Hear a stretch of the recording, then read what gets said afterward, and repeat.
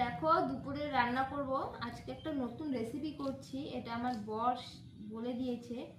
এই যে একদম ছোট ছোট পাতলা পাতলা করে ভেন্ডি কাটছি। অনেকে এটাকে ঢ্যাঁড়স বলে, যাই হোক আমি ভেন্ডি বেশি বলি, আমরা গ্রামে থাকি যেহেতু সবাই ভেন্ডিই বলে এটাকে। তো যাই হোক, তো ভেন্ডি এরকম পাতলা পাতলা করে কেটে শুটকি দিয়ে রান্না করবো। তো তোমরা কি কেউ এরকম ভাবে খেয়েছো কখনো?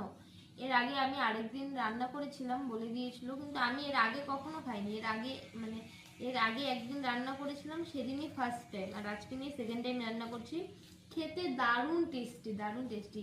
কচুর লতি যেরকম লাগে তার থেকেও বেশি টেস্টি লাগে শুটকি দিয়ে এই ভেন্ডি পাতলা পাতলা করে। তোমরা একদিন ট্রাই করো, দেখো কেমন লাগে, দারুণ টেস্ট লাগে।